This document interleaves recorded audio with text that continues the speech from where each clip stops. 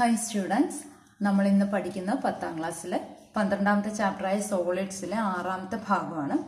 അതായത് കോണിനെ പറ്റിയാണ് നമ്മൾ പഠിക്കുന്നത്. നമുക്ക് സിലിണ്ടർ അഥവാ വൃത്തസ്തംഭം എന്താണെന്ന് നമുക്കറിയാം അല്ലേ. ഇതൊരു വൃത്തസ്തംഭമാണ് അഥവാ സിലിണ്ടറാണ്. അതിൻ്റെ പാദം, രണ്ട് പാദം ഒരേപോലത്തെ ഒരേ വലിപ്പമുള്ള രണ്ട് പാദങ്ങളുണ്ട്. അത് വൃത്തമാണ് അല്ലേ. പിന്നെ മറ്റേ വശത്തിന് പറയുന്ന പേരെന്താണ്? കേർവ്ഡ് സർഫസ് അഥവാ വക്രതലം. വക്രതലം എന്ന് പറയുമ്പോൾ അതെങ്ങനെയാണ് ഉണ്ടാകുന്നത്? വക്രതലം അതായത് വക്രതലം ഇതിനെ മുറിച്ച് തുറന്നു കഴിയുമ്പം അതൊരു റെക്റ്റാങ്കിൾ അഥവാ ചതുരമായിരിക്കും അല്ലെ. അപ്പോൾ ഇത് തുറന്നു കഴിയുമ്പോൾ ഉള്ള ഷേപ്പ് എങ്ങനെയിരിക്കും? ഒരു ചതുരവും രണ്ട് വൃത്തവും കിട്ടും. നമുക്കിവിടെ പഠിക്കാൻ പോകുന്നത് കോണാണ്. അപ്പൊ ഇതൊരു കോണാണ്. ഇതിന്റെയും ബേസ് അഥവാ പാദം വൃത്തം തന്നെയാണ്. പക്ഷെ സ്തൂപിക ആയതുകൊണ്ട് ഇതിന്റെ മുകളിലോട്ട് കൂർത്തിരിക്കും അല്ലെ. അപ്പൊ ഇതിനെ നമ്മൾ മുറിച്ച് തുറന്നു കഴിഞ്ഞാൽ അല്ലെങ്കിൽ ഒരു കോണിനെ എങ്ങനെയാണ് നമുക്ക് ഉണ്ടാക്കാൻ പറ്റുക എന്ന് നോക്കാം.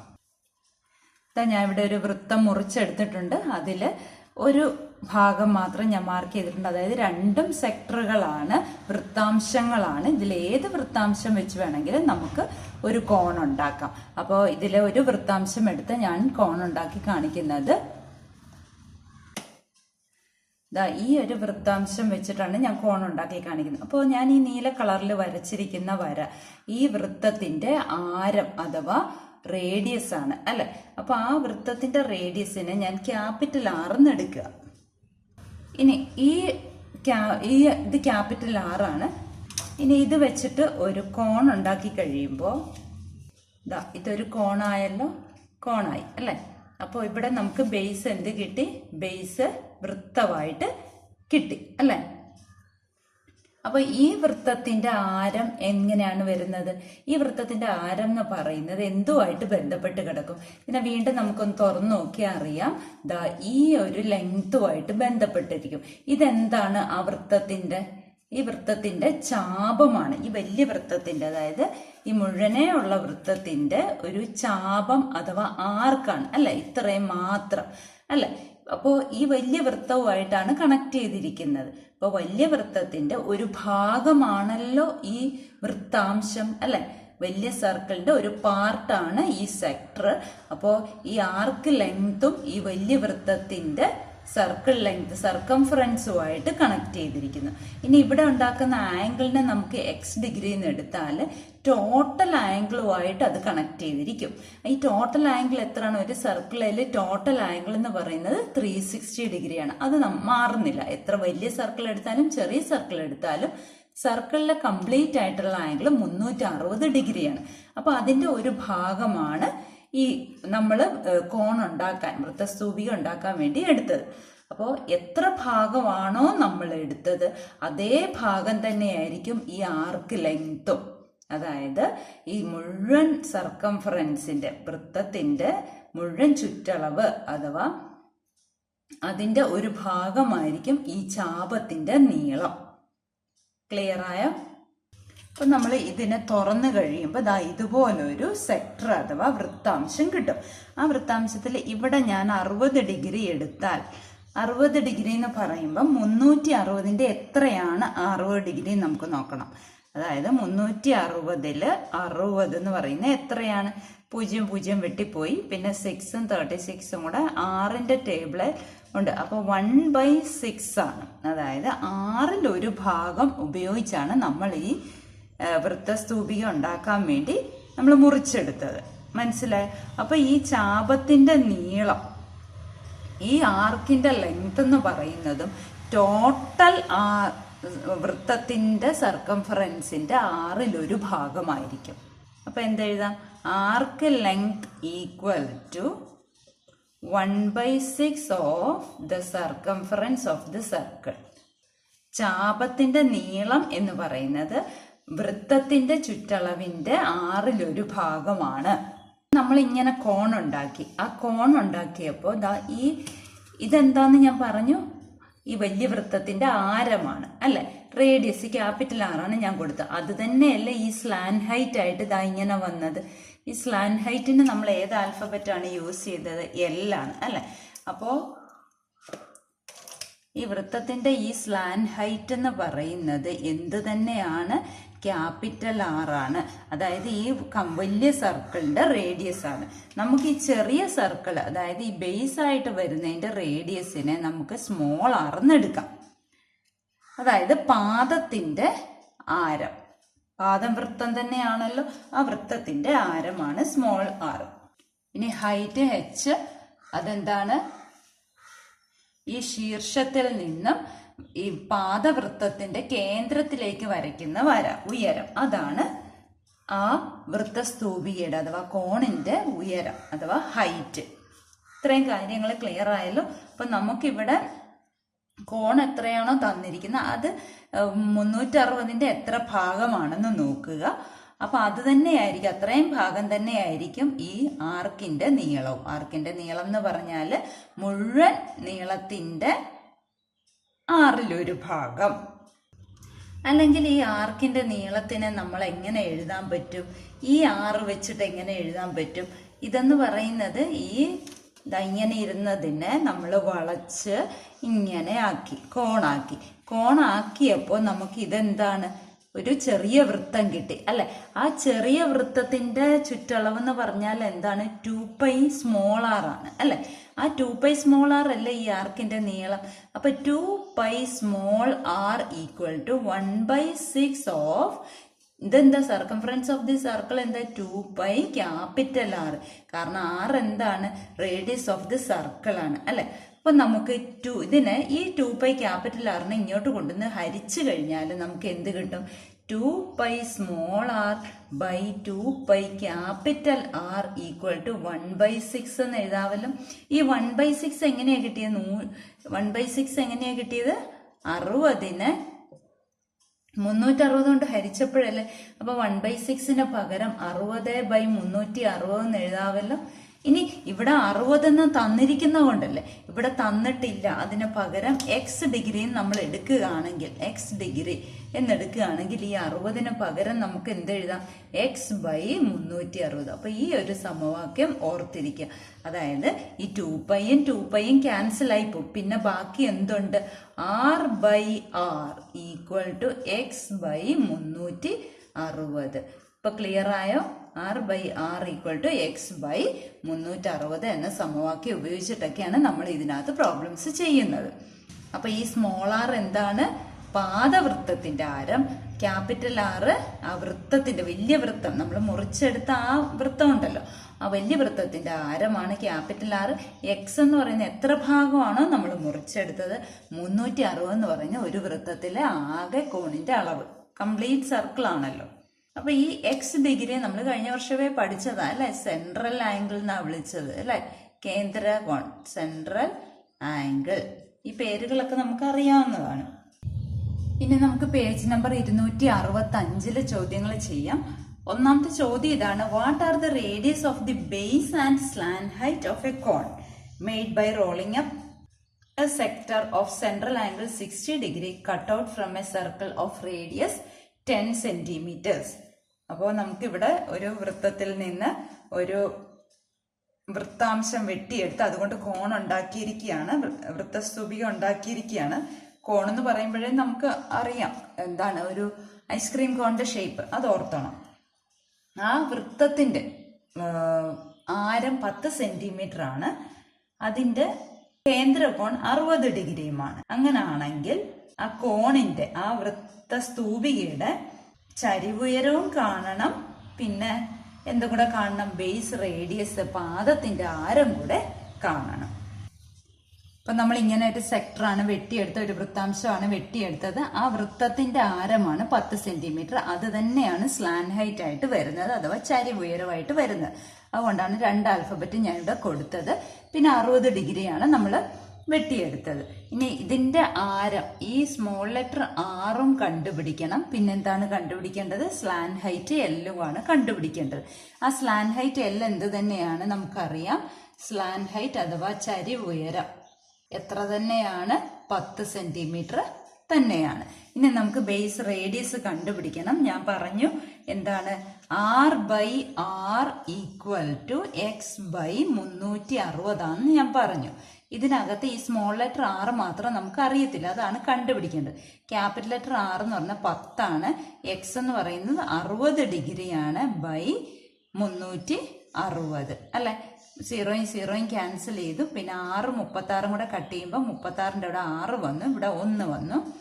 ഇനി നമുക്ക് ക്രോസ് മൾട്ടിപ്ലൈ ചെയ്യുമ്പോൾ 6 ഗുണം 6 ഈക്വൽ ടു 1 ഇൻറ്റു 10, അല്ലെങ്കിൽ 6 ഈക്വൽ ടു 10/6 എന്ന് എഴുതാമല്ലോ.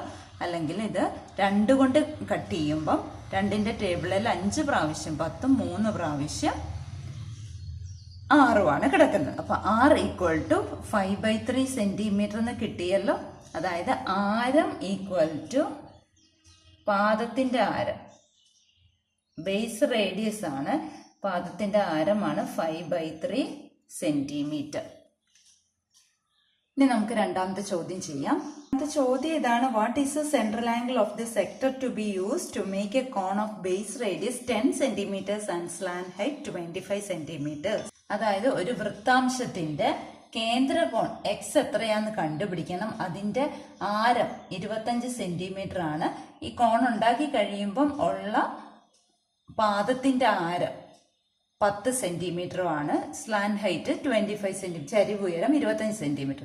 ആ ചരിവുയരം തന്നെയാണല്ലോ ഇവിടുത്തെ റേഡിയസ് ആയിട്ട്, അതായത് മുഴുവൻ വൃത്തവും വരച്ചു കഴിയുമ്പോൾ ഉള്ള ആരമായിട്ട് വരുന്നത്. നമുക്കറിയാവുന്ന സമവാക്യം എന്താണ്? R by R equal to x by 360. ഇവിടെ R എന്ന് പറയുന്നത് ചെറിയ radius, base radius 10, capital R എന്ന് പറയുന്നത് 25 ഈക്വൽ ടു എക്സ് ആണ് നമുക്ക് കണ്ടുപിടിക്കേണ്ടത് ബൈ 360. ഇപ്പൊ ക്രോസ് മൾട്ടിപ്ലൈ ചെയ്യുമ്പോൾ 25 ഗുണം എക്സ് ഈക്വൽ ടു 10 ഗുണം 360. അപ്പൊ എക്സ് ഈക്വൽ ടു ഗുണിച്ചിരിക്കുന്ന 25 ഇപ്പുറത്ത് കൊണ്ടുവരുമ്പോൾ ഹരണമാവും. അപ്പൊ 10 ഇൻറ്റു 360 ഡിവൈഡഡ് ബൈ 25. 5 കൊണ്ട് കട്ട് ചെയ്യുമ്പോൾ 5ന്റെ ടേബിളിൽ 5 പ്രാവശ്യം 25, 5ന്റെ ടേബിളിൽ 7 പ്രാവശ്യം 35, മിച്ചം 1 10നകത്ത് 2 പ്രാവശ്യം. ഈ 5നെ 10 കൊണ്ട് 10ഉം 5 കൊണ്ട് ഡിവൈഡ് ചെയ്യുമ്പോൾ 2 പ്രാവശ്യം വന്നു. അപ്പൊ 2 ഗുണം 72, അതായത് 144 ഡിഗ്രിയാണ് കേന്ദ്രകോൺ. അപ്പൊ central angle equal to 144 degree എന്ന് കിട്ടി. ഇനി മൂന്നാമത്തെ ചോദ്യം നോക്കാം. മൂന്നാമത്തെ ചോദ്യം ഇതാണ്: what is the ratio of the base radius and slant height of a cone made by rolling up a semicircle. അതായത് ഒരു അർദ്ധവൃത്തത്തിനെ നമ്മൾ കോണാക്കി ഉണ്ടാക്കി കഴിയുമ്പോൾ പാദത്തിന്റെ ആരവും ചരിവുയരവും തമ്മിലുള്ള അംശബന്ധമാണ് ചോദിച്ചിരിക്കുന്നത്. അപ്പം നമുക്കറിയാം അർദ്ധവൃത്തം എന്ന് പറയുമ്പോൾ ഞാൻ ഇവിടെ വരച്ചിട്ടുണ്ട്. ആ കോണിന്റെ അളവ് എത്രയാണ്? 180 ഡിഗ്രി. വൃത്തത്തിന്റെ നേർപകുതി, അതായത് ഒരു പ്രൊട്രാക്ടർ, അത് ഓർത്താൽ മാത്രം മതി. അത് വെച്ചിട്ടാണ് നമ്മൾ കോൺ ഉണ്ടാക്കിയിരിക്കുന്നത്. അപ്പോൾ നമുക്കറിയാം 6 പാദത്തിന്റെ ആരം, ബേസ് റേഡിയസും എല്ല് ചരിവുയരം അഥവാ സ്ലാന്റ് ഹൈറ്റുമാണ്. അത് തമ്മിലുള്ള റേഷ്യോ ആണ് ചോദിച്ചിരിക്കുന്നത്. ഈ എല്ല് തന്നെയാണല്ലോ വലിയ വൃത്തത്തിന്റെ റേഡിയസ് ക്യാപിറ്റൽ ആർ, അതായത് ഈ കേന്ദ്രത്തിൽ നിന്ന് ഇവിടം വരെയുള്ളതാണ് 6 അല്ലെ. അപ്പോൾ നമുക്കറിയാവുന്ന ഇക്വേഷൻ എന്താ? R/R equal to x by 360. ഈ R/R തന്നെയല്ലേ എല്ല്, R/L ഇതല്ലേ നമ്മളോട് ചോദിച്ചിരിക്കുന്നത്. ഇവ തമ്മിലുള്ള അംശബന്ധം എന്ന് പറയുമ്പോൾ റേഷ്യോ നമുക്ക് ഫ്രാക്ഷൻ രൂപത്തിൽ എഴുതാം. എക്സ് എത്രയാണ്? 180/360. എക്സ് 180 കിട്ടിയത് എങ്ങനെയാണെന്ന് മനസ്സിലായല്ലോ. അർദ്ധവൃത്തമാണ്, സെമി സർക്കിൾ ആണ്. അപ്പൊ 180 എന്ന് പറയുമ്പോൾ എത്രയാണ്? 1/2. 180/360 എന്ന് പറഞ്ഞാൽ 1/2 ആണ്. അപ്പൊ R/L ഈക്വൽ ടു 1:2 എന്ന് എഴുതാവല്ലോ.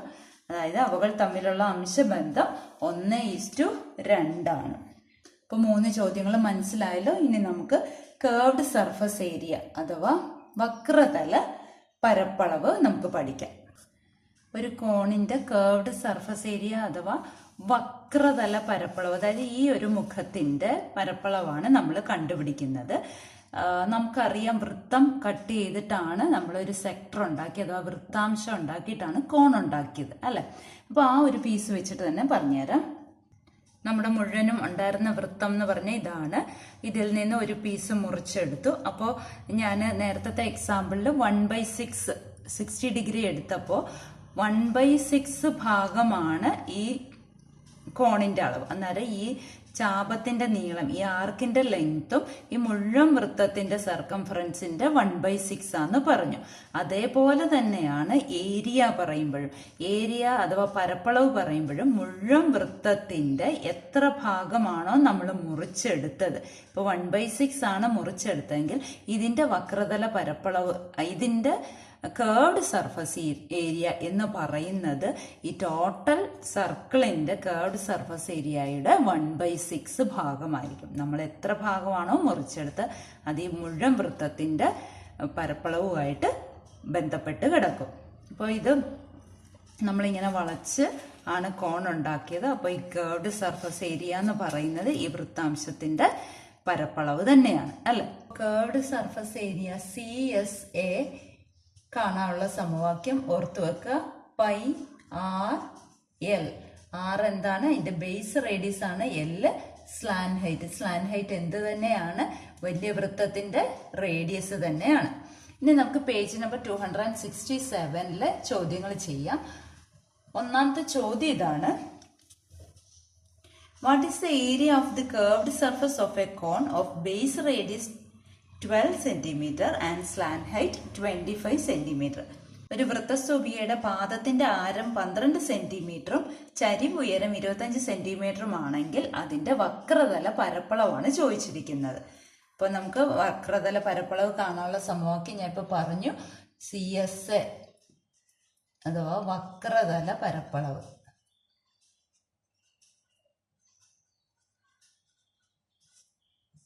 Equal to pi R L. ഇവിടെ ആറ് തന്നിട്ടുണ്ട്, എല്ലാം തന്നിട്ടുണ്ട്. പൈ ഇൻറ്റു ആർ 12 സെന്റിമീറ്റർ ആണ്, എൽ 25 സെന്റിമീറ്റർ ആണ്. പൈയുടെ വില നമുക്ക് ഇട്ട് കൊടുക്കേണ്ട ആവശ്യമില്ല. അപ്പൊ 25 × 12 എന്ന് പറയുന്നത് 300 ആണ്. അത്രയും പൈ ഏരിയയാണ് അഥവാ പരപ്പളവായതുകൊണ്ട് ചതുരശ്ര സെന്റിമീറ്റർ അഥവാ സ്ക്വയർ സെന്റിമീറ്റർ ആണ് ഉത്തരം. ഇനി നമുക്ക് രണ്ടാമത്തെ ചോദ്യം ചെയ്യാം. ചോദ്യം ഇതാണ്. What is the surface area of a cone of base diameter 30 centimetres and height 40 centimetres. അതായത് സർഫസ് ഏരിയ എന്നേ പറഞ്ഞിട്ടുള്ളൂ. അപ്പൊ ടോട്ടൽ സർഫസ് ഏരിയ ആണ് കാണേണ്ടത്, അല്ലാതെ കർവ്ഡ് സർഫസ് ഏരിയ അല്ല കാണേണ്ടത്. അത് പ്രത്യേകം ശ്രദ്ധിക്കുക. ഒരു വൃത്തസ്തൂപികയുടെ പാദത്തിന്റെ വ്യാസം 30 സെന്റിമീറ്ററും ഉയരം 40 സെന്റിമീറ്ററും ആണെങ്കിൽ അതിന്റെ പരപ്പളവ് എന്ന് പറഞ്ഞാല് ആകെ പരപ്പളവ്, ആകെ ഉപരിതല പരപ്പളവാണ് കാണേണ്ടത്. അപ്പൊ നമുക്കിവിടെ പാദത്തിന്റെ വ്യാസം 30 സെന്റിമീറ്റർ, ഡയമീറ്റർ 30 സെന്റിമീറ്റർ ആണ്, ഹൈറ്റ് 40 സെന്റിമീറ്ററും ആണ് തന്നിരിക്കുന്നത്. നമുക്ക് ആകെ പരപ്പളവ് എന്ന് പറയുമ്പോൾ ഇപ്പോൾ ഒരു കോൺ എടുത്തു കഴിഞ്ഞാൽ അതിന്റെ ആകെ പരപ്പളവ് എന്ന് പറഞ്ഞാൽ അതിന്റെ വക്രതല പരപ്പളവും ഉണ്ട്, പാദത്തിന്റെ പരപ്പളവും ഉണ്ട്. പാദം നമുക്കറിയാം വൃത്തമാണ് അല്ലെ. അപ്പൊ വൃത്തത്തിന്റെ പരപ്പളവ് കാണാനുള്ള സമവാക്യം നമ്മൾ നേരത്തെ പഠിച്ചത്. വൃത്തത്തിന്റെ ഏരിയ കാണാനുള്ള ഇക്വേഷൻ നമുക്കറിയാം. ഇപ്പൊ കർവ്ഡ് സർഫസ് ഏരിയ നമ്മൾ പഠിച്ചു, പൈ ആർ എൽ എന്ന് പറഞ്ഞു. അത് രണ്ടും കൂടെ കൂട്ടുമ്പോഴാണ് നമുക്ക് ടോട്ടൽ സർഫസ് ഏരിയ കിട്ടുന്നത്. അപ്പോൾ നമുക്ക് ഇക്വേഷൻ എങ്ങനെ എഴുതാം? Total surface area, total surface area അഥവാ ഉപരിതല പരപ്പളവ് എന്ന് പറയുമ്പോൾ എന്തൊക്കെ വരും?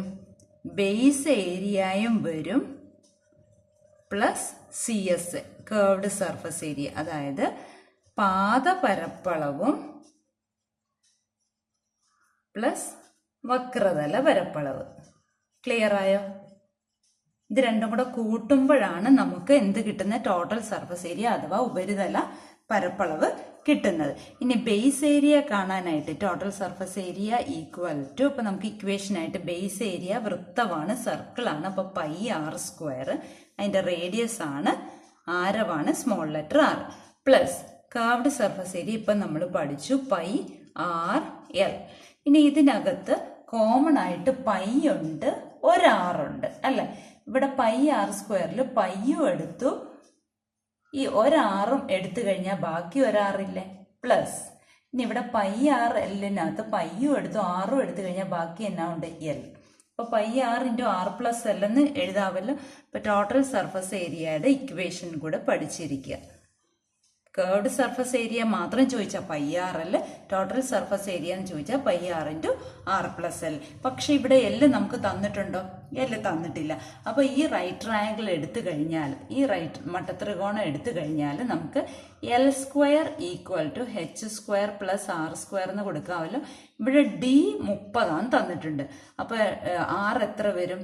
ആർ എന്ന് പറഞ്ഞാൽ 30ന്റെ പകുതി 15 വരും അല്ലെ.